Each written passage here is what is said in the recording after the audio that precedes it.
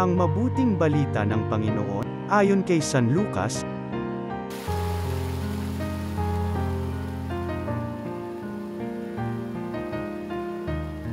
Noong panahong iyon, tumingin si Jesus sa mga alagad, at kanyang sinabi, "Mapalad kayong mga dukha, sapagkat ang Diyos ang maghahari sa inyo.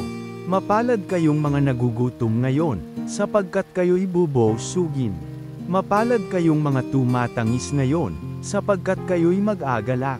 Mapalad kayo kung dahil sa anak ng tao kayo'y kinapopootan, ipinagtatabuyan at inaalimuran ng mga tao, at pati ang inyong pangalan ay kinasusuklaman. Magalak kayo at lumukso sa tuwa kung ito'y mangyari, sapagkat malaki ang inyong gantimpala sa langit, gayon din ang ginawa ng kanilang mga ninuno sa mga propeta. Ngunit sa aba ninyong mayayaman ngayon, sapagkat nagtamasa na kayo ng kaginhawahan. Sa aba ninyong mga busog ngayon, sapagkat kayo'y magugutom. Sa aba ninyong nagsisitawa ngayon, sapagkat kayo'y magdadalamhati at magsisitangis.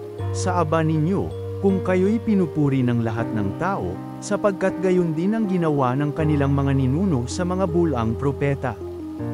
Ang mabuting balita ng Panginoon.